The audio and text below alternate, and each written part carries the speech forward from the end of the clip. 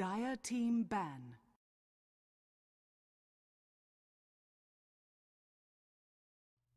Greetings and salutations, Dota fans. Welcome into this midweek edition of the American Dota League. Getting right back into the swing of things here in week number 2 of the ADL. Team Liquid going to be taking on Denial Esports. Denial Esports is similarly, never can get that word out. Likewise, there we go, much easier to say, North American squad led by Eosin. Eosin, and whenever you're talking about a lot of the amateur teams that are in the field here today, or not just today, but in the field of the ADL in general, what you have is, a couple of big names that tend to stand out a little bit. And Eosin is certainly among them. Eosin, an excellent carry player who has had a lot of success throughout a number of tournaments, really. His original squad, Eosin +4, a squad that took some wins in the Star Ladder, really put themselves on the map there and in the defense qualifiers and so on. And here in the ADL already, they've already managed to put together a decent little record. Still got a ways to go, obviously, if they want to make it to the tip top. I mean, taking a look at the ADL record they managed to assemble so far, they're currently sitting right around, I should know this right off the top of my head, but I don't. They're sitting right around 2-2. There we go. That's what we want. Liquid sitting at 4-1 in second place. EG currently undefeated, sitting at 4-0 atop the standings. Dignitas, who was in action yesterday, actually took an upset to Arctic, and they were 4-1. And Arctic Gaming right now, of all the squads that have separated themselves out, they're all of the squads from the second tier of teams, I should say. Arctic is really looking good. Arctic has won most of their games, sitting at 4-2.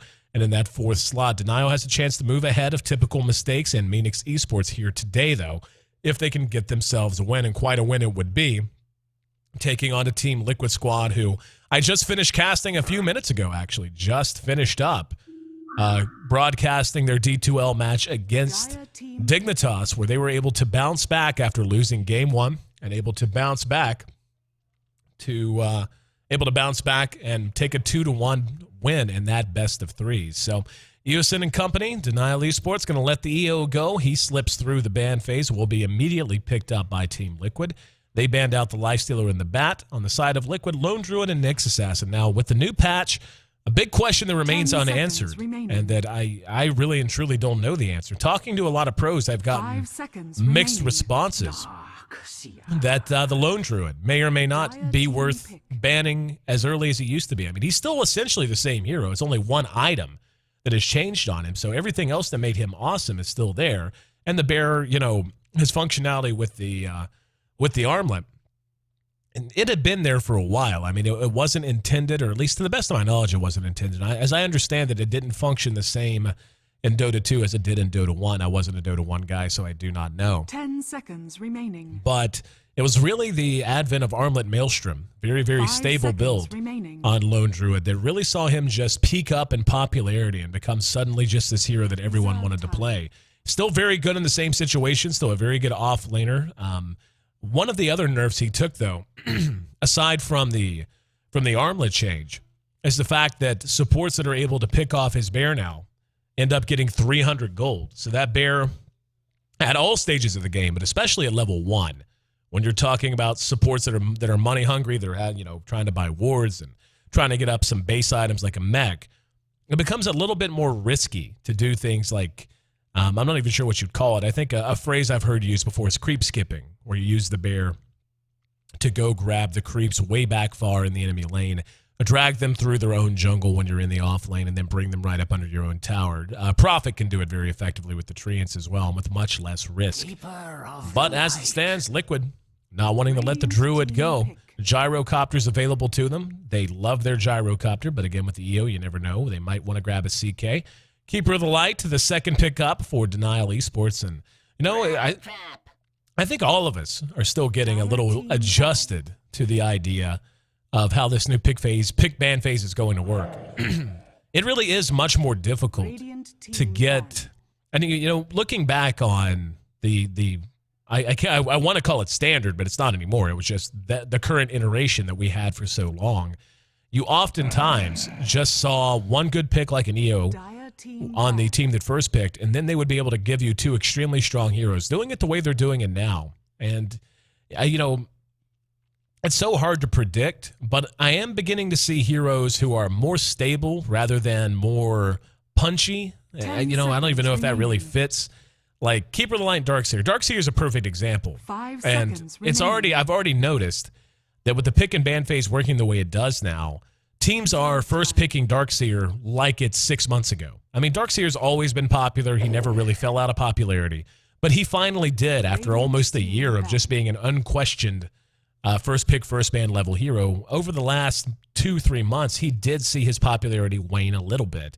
And he'd start slipping through to the second pick and ban phase. And some games he wouldn't be picked or banned at all, which was unthinkable 6 to 8 months ago. 10 seconds. And 10 seconds remaining. with the new pick ban phase kind of being figured out by these teams, I'm starting to see heroes like him, like Keeper of the Light, as another good example, getting a lot more love early on. Darkseer Jakiro, for example, Dignitas has been picking that a lot in the first couple. And it's just, I think it has to do with stability. You can't bank on draft order or the fact that you get to follow up your first pick with two high value picks afterwards. You can't bank on then having a ban phase immediately after that, and in which you can take away the hard counters to the core that you just drafted. What's becoming a much bigger deal, I think, is the second pick phase. Second pick phase is really where a lot of the cerebral side of the draft is occurring, at least from what I can tell. And the other offshoot of this, and granted, my sample size is relatively small. This will be my 6th game broadcasted on 6.78. I'm starting to notice carries getting banned a hell of a lot more. And I don't know if it's because teams are prioritizing the supporting cast with the first 2 picks, and then both teams are just willing to look and say, okay, what works well with those supports, what doesn't work well. And yeah, the carries, and this game's no different. Already, Lifestealer, CK, DK, the Gyrocopter, Phantom Lancer, Lone Druid. I mean, you're talking 3/4 of the bans so far have all been carries. Storm Spirit will be picked up by Denial Esports, and not a bad pick for them, going to give them some reach. And with the Keeper of the Light on the board, you essentially increase his range to global just because he can be anywhere on the map at any given time. And one of the few ways you can actually deal with the Storm Spirit is just thinking ahead of him and always being ready to fight wherever you think he's going to show up. But a Keeper of the Light confounds that just a little bit. 10 seconds remaining. Speaking of being able to fight where you show up, EO going to be looking for a partner here. No DK or CK available. The Gyrocopter actually banned out by Liquid themselves, so they may go with a very mid-game oriented approach here. They still got the Tiny available. Sven is available if they wanted to go in that direction. Still a ton of carries available, really. They're going to get the Queen of Pain for Korok right off the bat. Feeling good about that matchup if it is going to be Storm Spirit versus Queen of Pain in mid. And does make Storm a little bit easier to gank out before he hits level 6, just because Queen can reliably, not necessarily nuke him down, but harass him down. And with the Bottle Crow nerf, Queen of Pain has become and has to be considered a much stronger mid than she was before. And, we've seen it, and I'll give it a little attention if I can catch it in game this time. The Courier does move much, much slower. 5 seconds remaining. And it is very noticeable. But it's not the end of the world. You're still seeing bottle crowing. It just, rune control is being rewarded a bit more, is what I'm noticing. And when you're talking about the innate mobility of heroes before level 6, Queen of Pain is pretty much tops of the list. Denial, going to answer that pick with a Shadow Demon of their own. Pretty nice counter to both EO and Clockwork.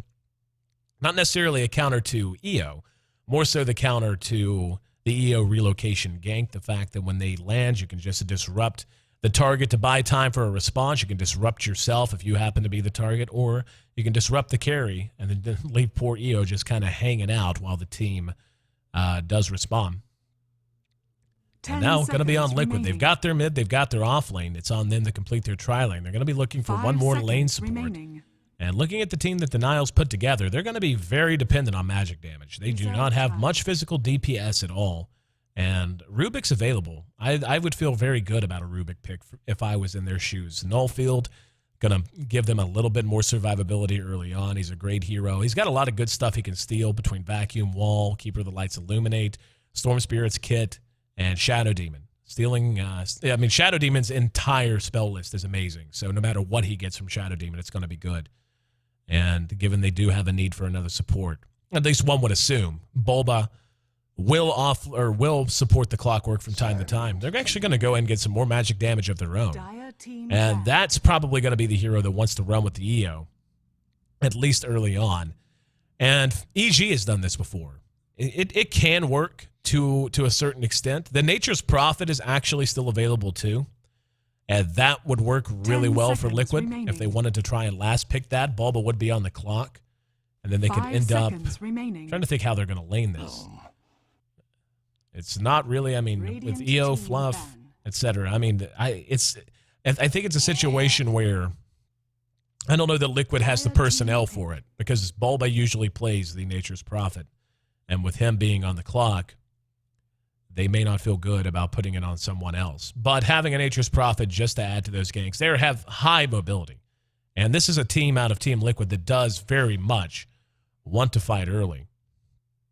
But, yeah, I mean, it's the depending on, like, what I was thinking is if they started out farming the Sand King and the Luna pickup will round out Denial, that'll be Eosin's hero, no doubt about it. He'll be farming. Ricky.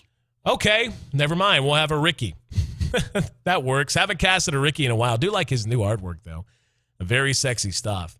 But if they started out farming the Sand King, is kind of what I had in mind when I was talking about the Prophet. Put the Prophet in the off lane. Wisp plus Clockwork, and then Queen of Pain, and then you just try to hit a timing. Just try to push off of it. But not going to be the case. We get to see a Ricky pick as Denial. Going to be taking on the single most annoying hero in the game, at least if you play solo matchmaking. Thanks again for being a part of the broadcast, guys. I'm Aaron AC Chambers. You're tuned in live to the American Dota League. We're here in our second week and beginning to make our way, make some nice progress here through the second week as we're now on Wednesday. Going to have action Thursday, Friday, and Saturday as always. So 10 make sure you tune in seconds for those remaining. broadcasts as well. Hit follow. You're on twitch.tv/American 5 seconds Dota remaining. League. Also a reminder that if you haven't given Dota Lounge a try yet, easy life, easy rares, man. That's what they tell me. You can bet on the next game on Dota Lounge. Prepare So if you want to for bet some battle. rares on the showdown between the North American squads, go ahead and head on over to Dota Lounge. Place your bets, collect your rares. Really, that's just about as easy as it gets. Moving into the match, we'll see who's playing who. Don't throw out. Actually, I was going to say I don't think there'll be much of a surprise, but TC is actually going to be playing on the Queen of Pain. Usually that's Korok Zero. Korok will be playing on Ricky, and look at that. I love this. It's one of my favorite cosmetic items, even though I never play Ricky. Sanjin Yasha. I think that is just one of the cooler ones. See that there? But will be Korok playing on that. Sand King going to be handled by Fluff. Going to have Bulba playing the Clockwork Goblin with Wisp, also known as IO or EO, handled by IX Mike. The other side of the river, we got 30 John. seconds to battle. Jan, actually, is his name, playing on the Shadow Demon. Darkseer going to be handled by Guanzo. Luna going to be played by Eosin, as anticipated. Storm Spirit going to be played by Oosh. And looks like he's heading to the solo safe lane. They're going to try to offensively tri-lane this. And this is just fine, really. This is going to be a decent pressure lane out of them. But having the Wisp as a part of the lane to try and mitigate some of the mana problems that a Sand King usually has is going to make Sand King so much more useful. And this is very much a game where if Denial isn't careful, they can end up run out of this lane. And what they don't have, and this is unfortunate for them, what they do not have is any kind of decent follow-up stun to the Shadow Demon Disruption. They're going to have Mana Leak from Chim if they want it. But they're just basically going to be trying to bank on the idea of Lunar Blessing from the Luna, giving them enough bonus damage, and given it is 3 ranged, to harass Liquid, make Liquid scared to come forward, and maybe land a clutch Illuminate here or there. But with Korok's ability to close distance, this is a lane that they could end up giving up some deaths to very, very quickly. We will have a quick pause as Eosin has unfortunately disconnected from the game. But once again, our opening series of the day. Can't even call it a series. It's the best of one, but our first best of one of the day. Coming up next, we'll have Evil Geniuses taking on Team Dignitas, and then Denial Esports will be back in action to take on EG to close things out at 6 p.m. Eastern Daylight Time. Make sure you not only hit follow here on Twitch, but take care of the American Dota League on Twitter as well. It's just the @ symbol, American Dota. No league, just American Dota. Follow them there. You can also follow me on Twitter. It's @AC, @AYESEE.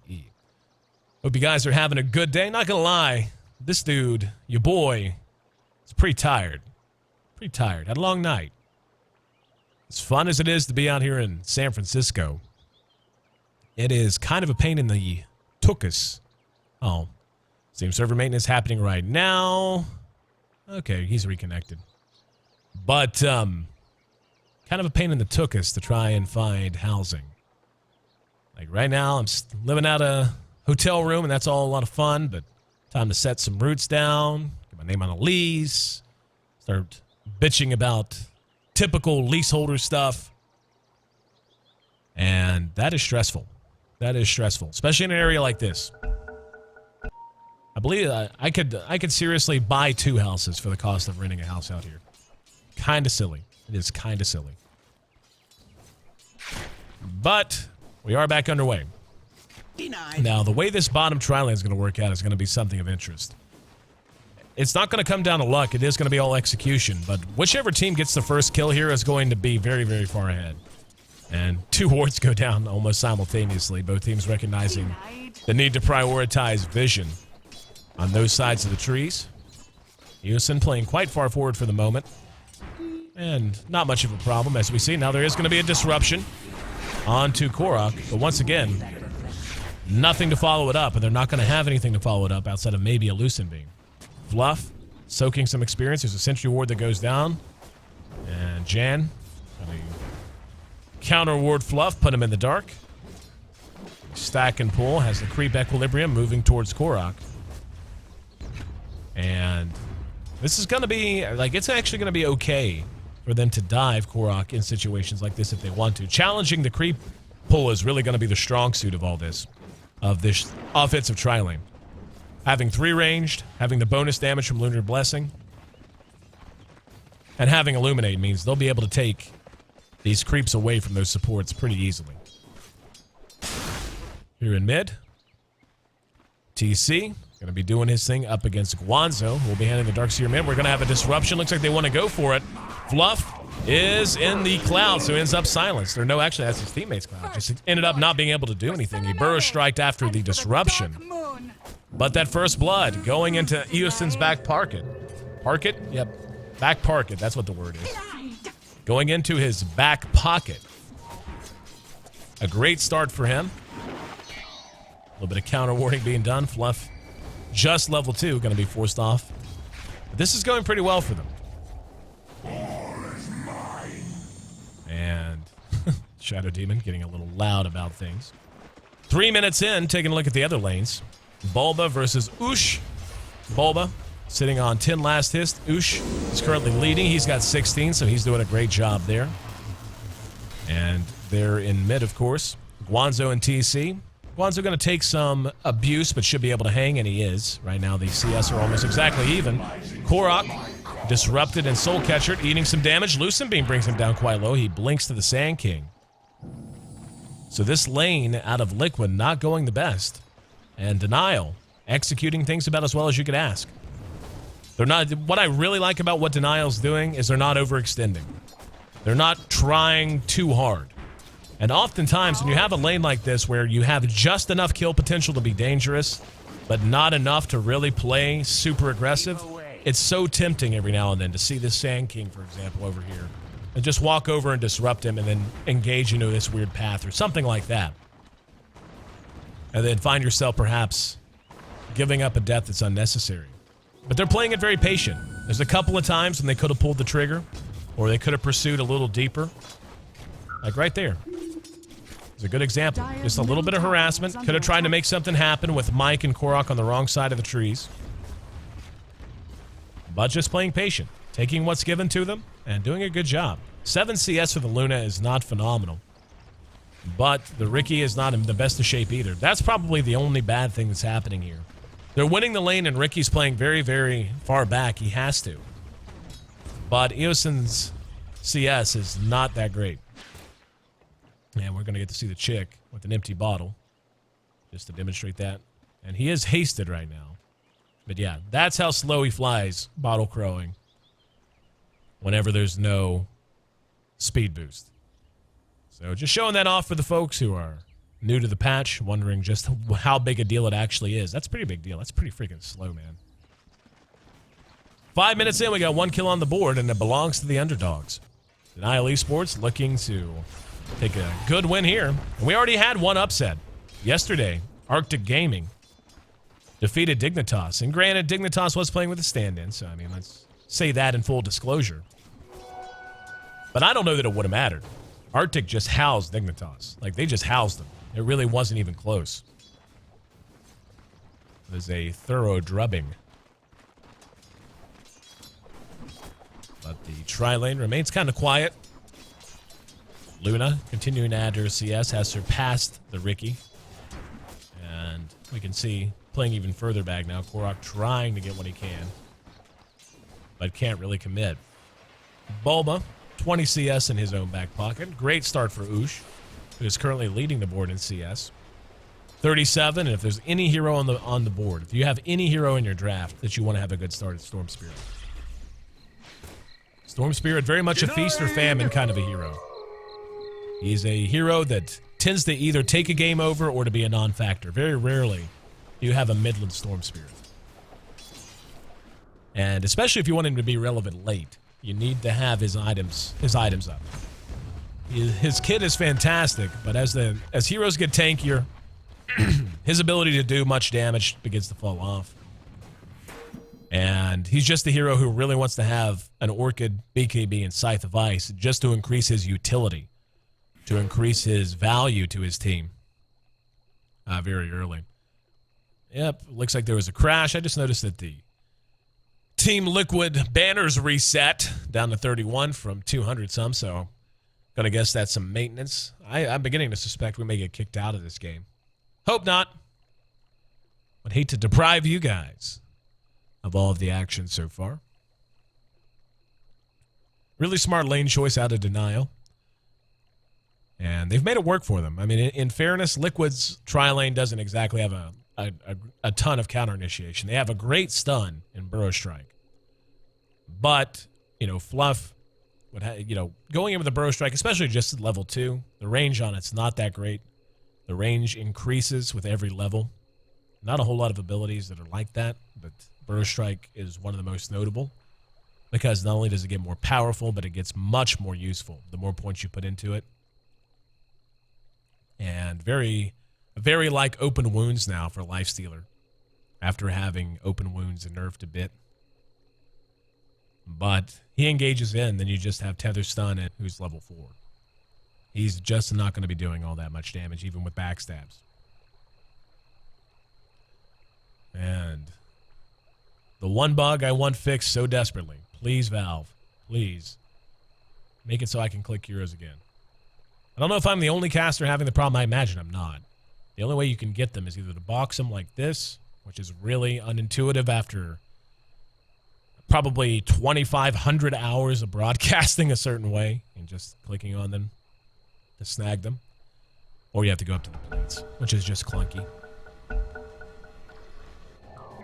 Down here, they are thinking about it. Yep, they're going to be able to get the Tether Stun there, and Queen of Pain showing up on the TP reaction.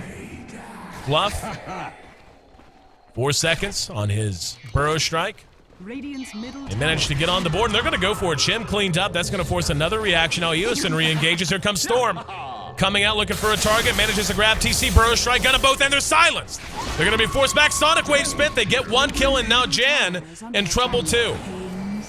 Beautiful patience. Really good synergy there. Fluff catching both with the Burrow Strike. The Cloud perfectly dropped by Korok. Radiant's middle tower And the Queen of Pain, most notably, hanging on to that Sonic Wave. Got to be so tempting to spin that on both of those heroes underneath the tower. But because he didn't just waste it, because he didn't just spend it then, they end up getting another good kill. And almost 3. Make it 3-1. Favoring Team Liquid, or almost 4 rather. 3-1 favoring Team Liquid. That gold, which was at about 1,500 in favor of Denial, now moving back to the Meridian. The experience was damn near even Not so much anymore. 1,500 in favor of Team Liquid. Now, we can see they're already beginning to break things down a bit. Now, Korok, this is the question you ask, and it's always a big question with Ricky, is do you play him as a pure out-and-out ganker and just say he'll get farm, he farms heroes, doesn't farm creeps? Or regeneration. Do you dedicate him to actually getting a dedicated amount of farm? I mean, he's obviously an agility hero who's going to take farm wherever he can. But do you just say, okay, no, this is the time that he farms, that he is just going to sit and quietly build items for the first 15 minutes of a game? Or do you begin to move him around closer to 10? Sand King, getting himself some much-needed golden levels. Stacking the easy camp, using the sandstorm, and bringing down the little dudes. Try to flee. Doesn't really work for him, though. Already level 5.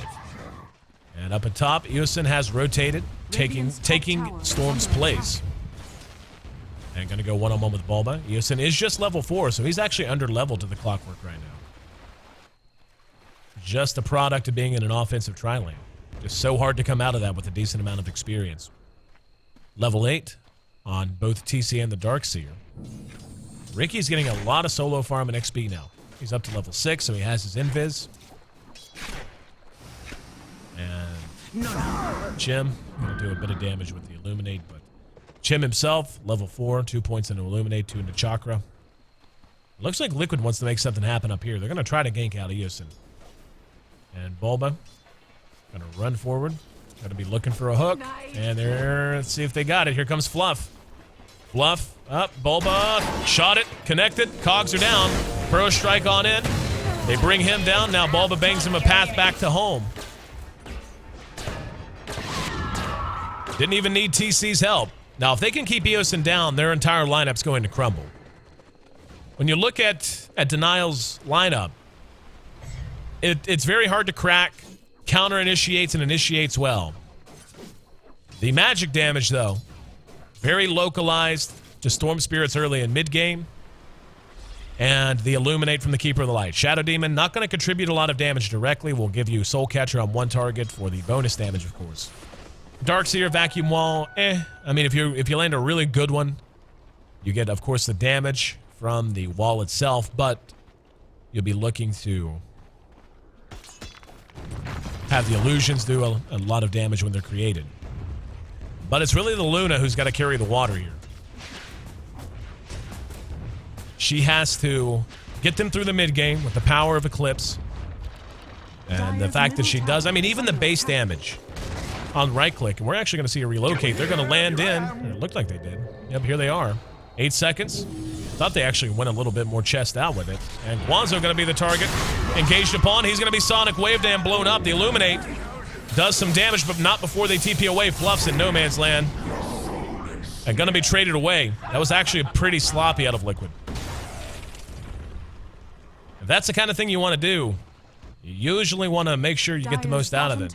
Teleporting up to here, then walking down. Usually not the best way to go. Should have had his team initiate down and then had them teleport into this area so they could just pinch her. Dire's bottom tower is under attack.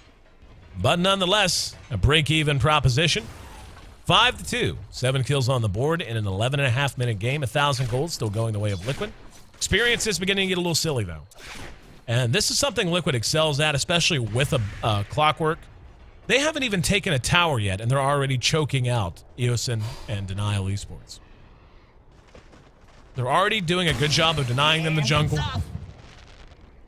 They know the Clock is of an adequate level that he can engage. He's level 9. Already has a bracer up, 1,100 HP. And he may just go for it here. There's the Eosin. There's the Eclipse going to be used. Can't stun her out of it. But yeah, unable to bring him down. Here comes the Storm counter initiating. No, Bulba will end up dead. But here comes the rest of the team. Illuminate does good damage. Mike's going to be cleaned up. Fluff Burrow strikes in. And not another good fight for Liquid. Bulba kind of wandered into the wrong area. And engaged into a lost fight. Fluff trying to make it away. There's the Silence Cloud from Korok. I think Korok may have done more damage than good there, as he actually blocked Fluff's path of escape. Great win for Denial. This is going to leave the Luna to farm. Korok moving back out. Here come the TPs. And they will keep the tower up. Still no towers gone on either side. And even kills. So, I mean, very close game. Denial looking good. Able to reverse. Up, here we go. Eosin very low. And yeah, can't let that happen with an EO and a Ricky on the board. And yeah, that's just a free kill. That shouldn't happen. That's a total mental lapse there. Dire's bottom tower is under attack. As soon as they saw that. Like, if you're Eosin there, I'm sure the Queen of Pain just poured it on him with Scream of Pain and so on. Didn't spin the Sonic Wave. But as soon as that happened, he has to know he has to run away. Has to run away. Has to TP, or just has to take off for the tier 2 and hope he makes it in time. Otherwise, they're going to take that free kill every time. Bulba coming up on level 10. He's about halfway there. Guanzo with his mech up, so Denial not neglecting to fill out their support inventories when and where they can. Chim broke as the Shadow Demon. Oosh already has one Oblivion Staff up, so he will be making his way to an Orchid to begin with. Orchid, BKB, Scythe of Ice, usually the standard items on a Storm Spirit. And given that, much like Denial, Liquid is really dependent on one source of physical damage in the Ricky. If they're able to Scythe him out, they'll be able to take these fights pretty easily. Taking a look at the last hits, Luna is still struggling. Just 38. Still working on a set of drums. Not far from it now. About 300 gold. But with Korok already in pretty good shape, and with EO hooking up, Korok's got 2,200 gold. He's going to be able to buy a Diffusal soon.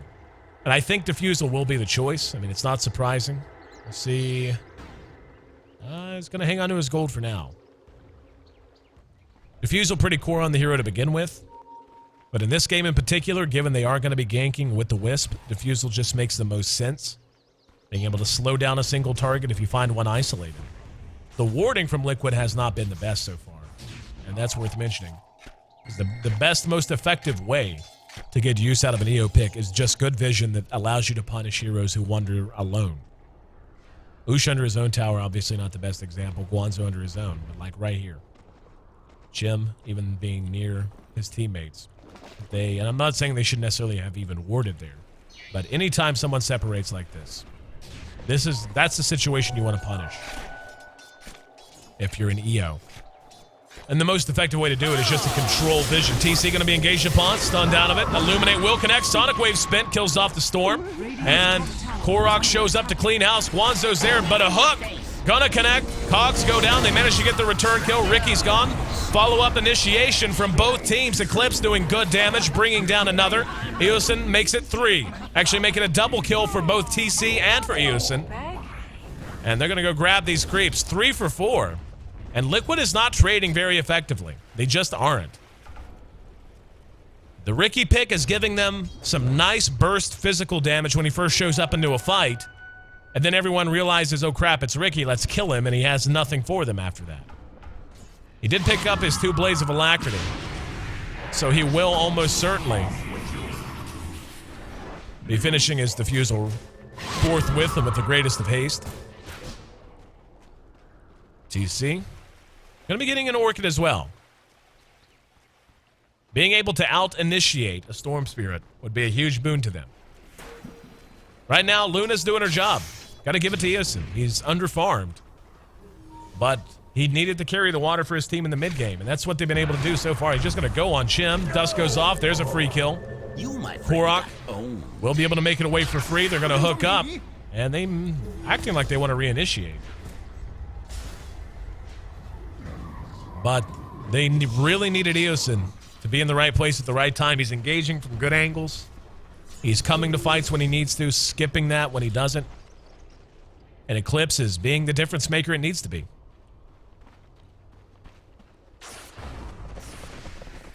Take a look at the gold graph. Liquid has reasserted their lead over the gold up to about 3,000. We're all tied up at a 17-minute game. Now they're going to engage on the Eosin. Silenced out. And not even having to relocate, Korok will be able to catch her. Those are the kind of kills they can't give up. That didn't even take any risk from Liquid. Dire's structures are fortified. They have to play a much more dedicated game of Dota.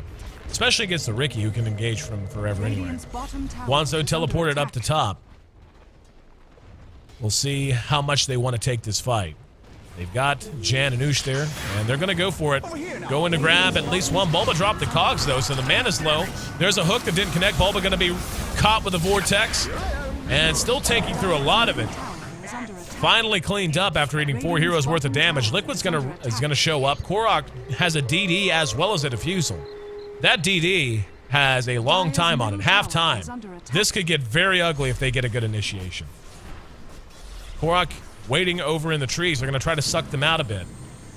And here we go. There's the epicenter, and Korok gonna go to town, just wiping out this Denial squad. Illuminate does a bit of damage, but Korok continuing to clean house. Was before he dropped. The Eclipse again, though. Just the big factor they needed to have. Sand King with the epicenter, well timed. Korok actually got kited out a bit there. The initial damage burst was good, but they had Darkseer there with the mechanism. And Guanzo really got him through all that. Looked like Korok was going to be able to just go nuts. But well played by Denial. Big part of that as well, blinding light.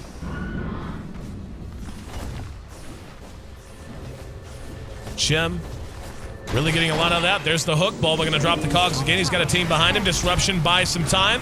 And Riki going to town. Going to clean up on Yon. In the meantime, Bro Strike on Guanzo. They get one kill. Just heard a Sonic Wave. Not even sure where it was. Looks like behind the fight. And now Guanzo forced to run. Illuminate will clip Korok. That'll be a return kill. Now TC needs to clear out. He blinks away. Again, a bad trade. A bad trade. 3 for 2 there. And Denial walked away with the tower. Liquid is just not getting a lot out of this Riki pick. The gold spiking sharply downward. Damn near 0. And the experience, the same story. Oosh is only about 500 gold away from having his Orchid up. Queen of Pain has hers. He actually just finished his. So we're going to have to keep an eye on these. On these two in particular. So much going to be determined on who manages to get who first. Eosin going straight up for the BKB. Following the treads drums. Queen of Pain going to be spotted by Oosh. Going to be Vortex back. And the Orchid already used. That should be a death on TC, and it will be. Good example of why that Orchid is so core. That's a kill that does not happen without it for a number of reasons. Be it damage, or be it for keeping her immobile. Just a free kill, and a very nice one to go the way of Denial. They lead 19-3 now. Or excuse me, 19-3. 19-13. Korok going to try to farm his way back into relevancy. Still has his defusal. Almost nothing else, though. 21 minutes in, taking a look at the net worth. He's actually below the Storm and the Queen of Pain. Luna behind him, but she's closed the gap admirably. Nice Ancient stack in the process of being taken right now. This will help a ton. Now, if you're Liquid, you pick the team that doesn't have too much late game. I mean, Riki does okay, but this is not a lineup that wants to go to 40 minutes. This is a lineup that needs to win or lose in the next 10. And they're going to have the work cut out for them. The map control, still pretty much even. One tier 1 tower gone on each side. Thanks. But Luna, just a mid-game, or excuse me, a late-game monster. And really, again, Eosin, after not having the best start, has done a great job of just using the hero to its potential.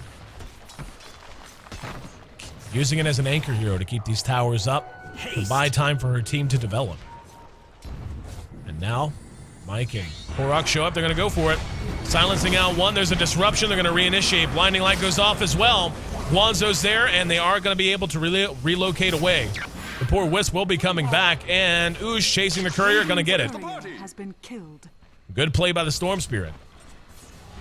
And Sorry, Mike. Oh, wow. Mike from downtown hooking up with Korok, still going to end up dead. About as far as it could get in terms of tether distance.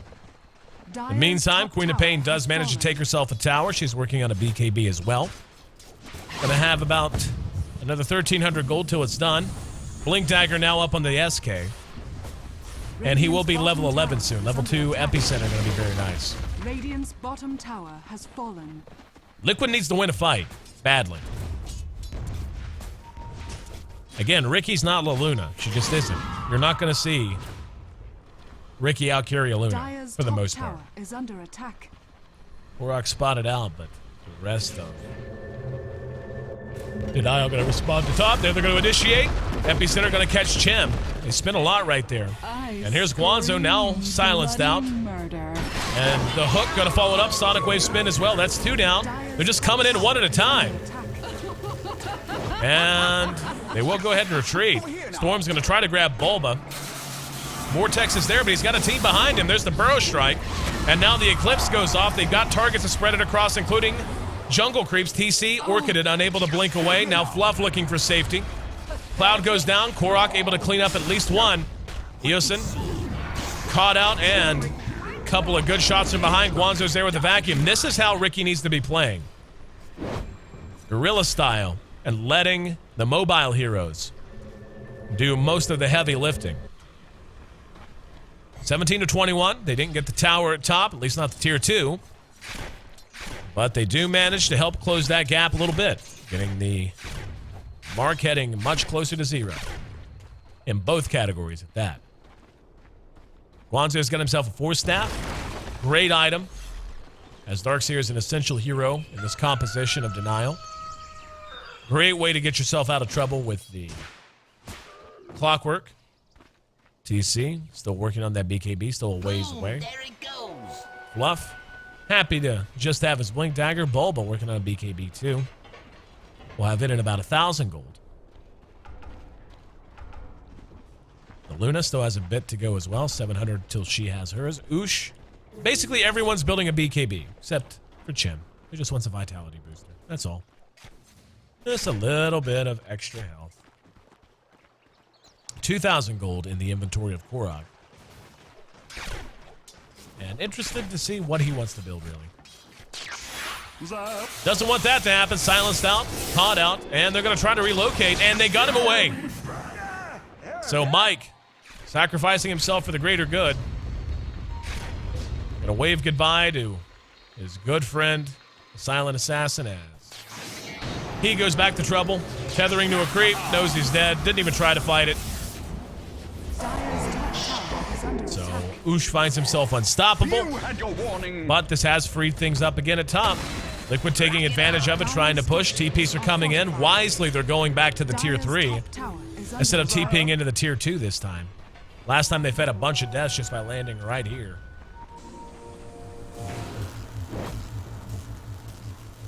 Dogs dropped by the Clockwork as Bulba and company pull back. And it's off.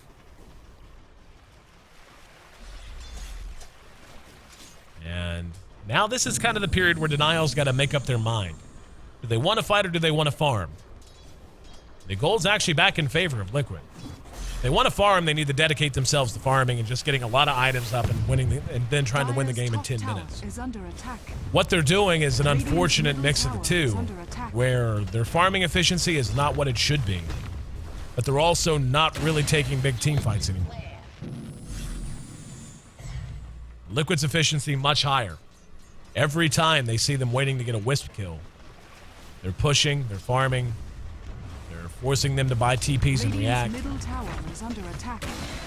Radiant structures are fortified. There's going to be an epicenter going in. Guanzo eating all that damage. The reinitiation. Here comes Storm. TC cleaned up as well. They end up going 1 for 1. And Oosh now eating so much damage from Korok, forced the ball lightning away. Eosin going to be burrow struck. He's down. Willingly.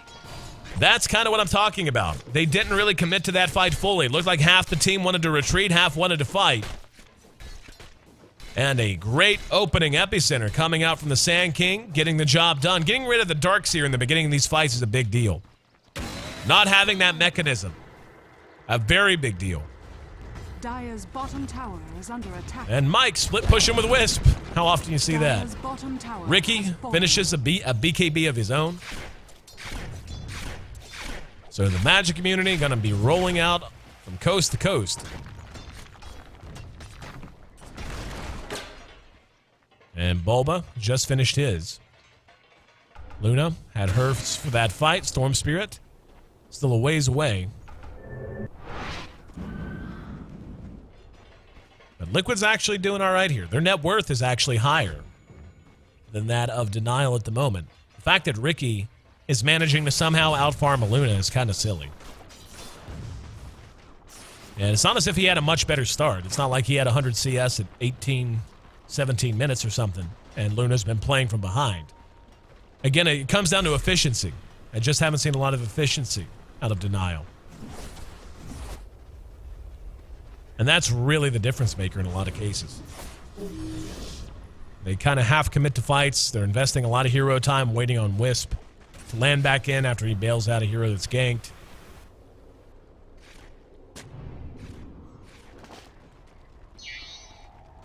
And Liquid happy to take advantage of that fact. Mike and Korok hooked up. They've got their teammates around them. Epicenter should be available soon. That's already up, actually. And Korok going headhunting. Looking for someone in friendly territory. Gonna hang right on the outside and just go straight on. Force Staff gets him away. He's forced to BKB, and he is gonna be Demonic Purged. And Korok may have bitten off a bit more than he can chew there. Gonna blink ahead. There's a BKB going up. And they don't have the vision. Mike gonna be re-engaged upon. Vacuumed back, and Tether actually interrupted. So Mike will be bandolicked and killed off. But Black King Bar done on the Queen of Pain in the meantime. And again, Korok just getting a little too ahead of himself. Force Staff pickup paying for itself right there. Very well done by that Darkseer. Dire's top tower is under attack. Had crazy good reaction time, actually.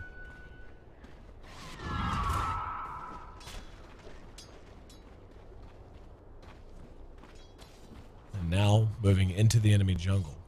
Korok's heading back to base. He and Wisp will arrive shortly soon. In the meantime, Sonic Wave catches Eosin. He's going to be killed off. Jan teleports in. Guanzo's silenced and trapped. There's an Illuminate, not going to do anything. Epicenter doing decent damage, but caught out. TC blinks ahead. There goes the dust. And they're forced back off as the Shadow Demon does end up dropping. 3-for-0 trade there. And they should get the tower out of this. Creeps about to arrive. And that'll be the first tier 2 tower down on either side. Radiant's bottom tower is under Dire's top tower has fallen. Immediately decide to let off the pressure a bit, TP out. Another good engagement. And that reach and range of Liquid continuing to show itself. Coming up on 4,000 gold to the advantage. Wow, actually got another kill up here. Done that one for free. And Keeper picked off by Korok, who was able to TP away to safety. 24-24, all tied up in terms of kills. Golden Experience, though, telling a different story. Luna continues to struggle. Clockwork now has more farm than Eosin. Has not added to his inventory outside of that BKB for a long time.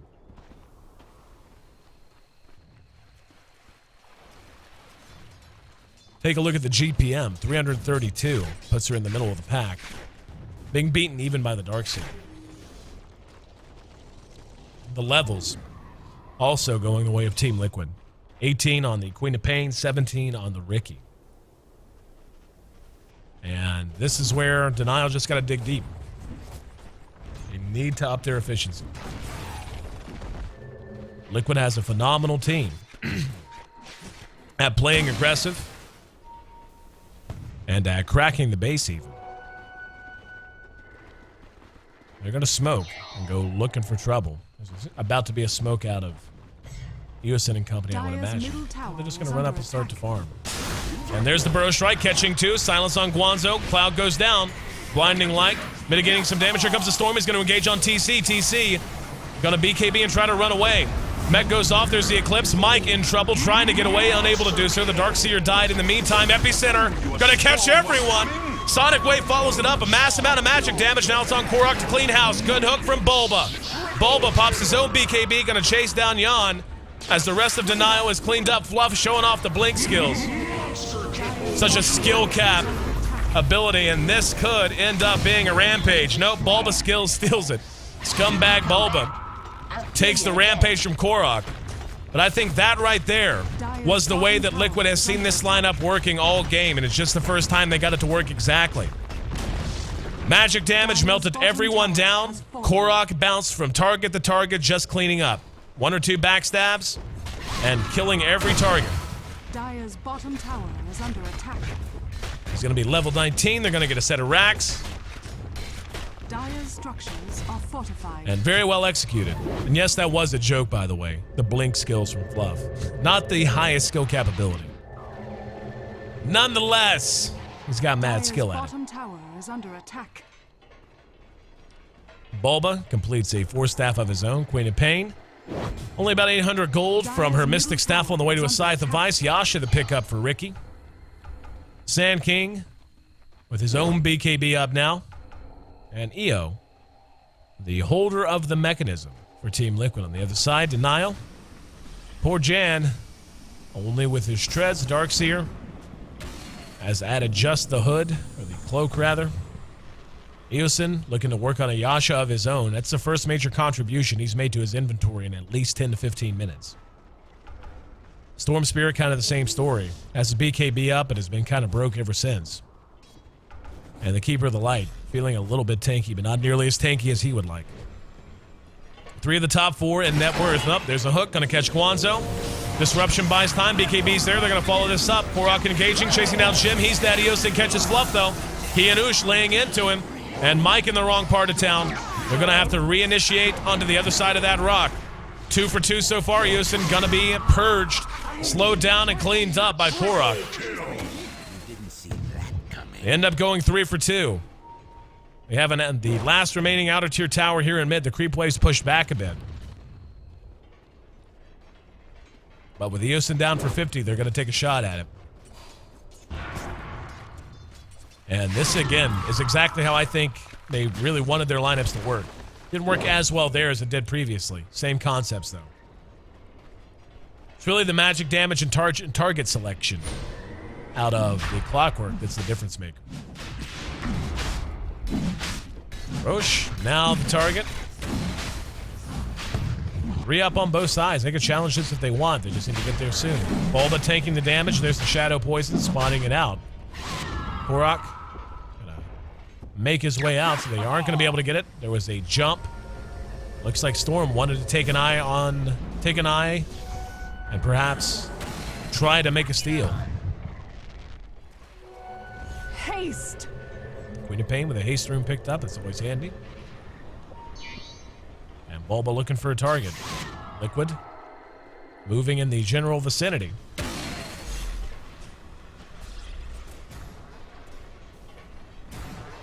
And Bulba actually is going to go ahead and hook right into him.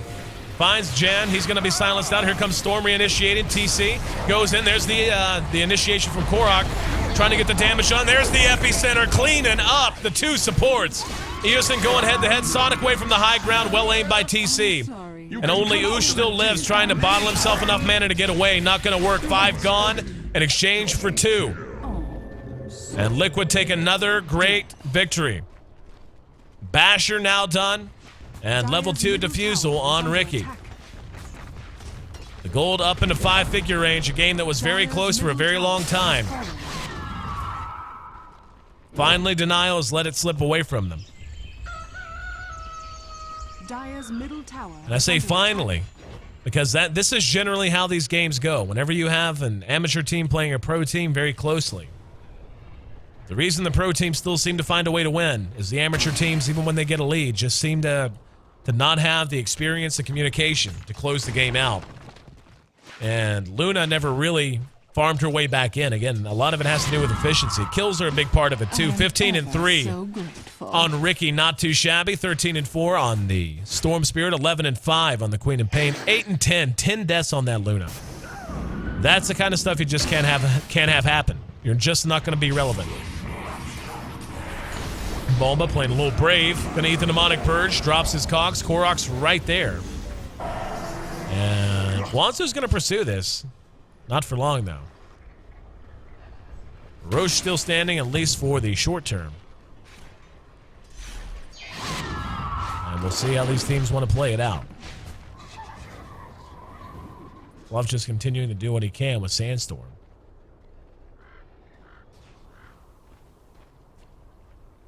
TC did complete his Scythe of Ice, so he has 2 great lockdown abilities in Orchid and Scythe of Ice, and that is going to be a very nice pickup. The Veil of Discord. Veil of Discord actually grants more bonus damage to level 3 Epicenter than the Scepter does. So good in that regard. But helps the entire team. They do have a lot of magic damage. Even the Rocket Flare really shouldn't be underestimated. 200 damage to stack on top of the Epicenter and the Sonic Wave. It's no joke. As the Nile has been learning. Speaking of, they're going to move out under cover of smoke. They're likely to spot someone here if they turn northward. And they're going to grab Korok. Korok silenced out. They're going to try to engage. BKB's going to be popped. He goes right on Jan. Jan going to be cleaned up immediately. Chin's there next. There's the wall. But it's just Korok man-moding it. Force Staff gets him away. Korok able to clean it up. Now the rest of the team going to be reacting soon enough. Actually, TC says to hell with it. You guys are fine. Don't need me. Good hook. Interrupts Guanzo. He's dead. And Eosin can do nothing but look on. Center Rack's already gone. Thought we were going to see the rest of Liquid show up. But the hero's available, feeling confident enough to send nope, split push. So 1 set of racks down. 30-40 in this game. Perhaps slipping away. Sonic Wave on Eosin after the Scythe of Ice. TC pops the BKB. We'll be able to clean up Eosin. And Jan can do nothing. Excuse me, the Storm Spirit. Oosh can do nothing. But bounce back to the well. Bulba eats a lot of demonic purges, but it's just not mattering. Liquid more than capable of taking the next tier 3 here. Dire's middle tower is under attack. And Storm going to try to initiate. Abyssal's done. BKB used on the Storm. Here comes Korok. They will be able to kill off the Queen of Pain, but the Abyssal shown off.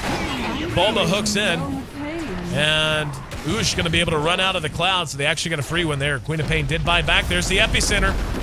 Going to catch the 2 supports, and Jan going to be cleaned up with the Burrow Strike. Korok reinitiating in. He'll be vacuumed back. He's eating a lot of damage, throws it down. And healed up with the mech, able to keep up and running. GG comes out. What a surprise. So Liquid, and a scary one. You look at the end, that doesn't really tell the story. Up until about 30 minutes, the biggest lead any team had was about 3,500 gold. And Liquid was very close there to letting this one slip away. But again, the efficiency of Eosin and company really did hurt them a lot. Almost 20 kills on that Ricky by the end. That certainly doesn't hurt things at all.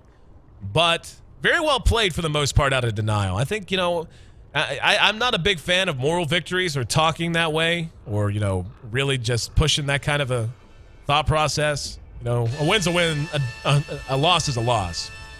But at the same time, that was a game that could have gone either way. They played a very close game of Dota with Liquid for 30-some minutes. But the Ricky, just a bit too much to handle. 19-3-13 for Korok, 13-6. A great game out of TC on the Queen of Pain. Not a bad showing on a Clockwork, and IX Mike bringing up the rear as always. But 21 assists, not too shabby, my friend. Start calling you Johnny Stockton. You wear enough basketball shorts, may as well. Love you, Mike. Love you guys, too. Thanks for being a part of the broadcast here on the American Dota League. I'm Aaron AC Chambers. Make sure you hit follow here on twitch.tv/American Dota League. You can follow me on Twitter as well. It's @AC. And on Twitch, twitch.tv/ACTV. Our second series of the day coming up next. Stick with us.